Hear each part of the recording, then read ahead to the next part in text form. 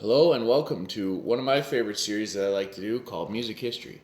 And today we're looking at what many fans consider the Alice Cooper album trilogy.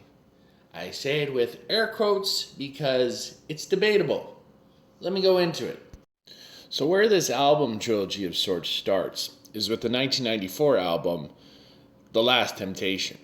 Now, the story of this album tells pretty much a twisted Alice in Wonderland tale only Alice Cooper can tell. There's this young boy named Steven. Nope, that's his name. And it is actually the character you hear in his Welcome to My Nightmare story. The young kid has grown up, but he's in a world full of drugs and temptation, and just the world is decaying around him as he is decaying. And interestingly enough, if you're a comic book enthusiast, as am I, this album actually had an accompanying comic book here, which the story was written by Neil Gaiman, and the art was illustrated by Mike Zulli. So if you know who those two are, you know you're going to get a good comic book. And there are two versions of this comic book. There's a color version and a black and white version. Many people swear by the black and white version just because it pops more. So I would go with that one. Anyway, back to this trilogy. So many people believe The Last Temptation is the start. Now, musically, it's basically Alice Cooper going through the motions like any other artist from the 80s, trying to figure out where they fit in the 90s at the time. So that album came out in 94, near the tail end of the grunge era. I think he managed pretty well. So it's believed it was followed up, part two, was Brutal Planet. This was released in 2000, and of course, if you listen to the album top to bottom, you can tell Alice Cooper is paying attention to the industrial metal era, especially that of Marilyn Manson. But of course, the King does it the best.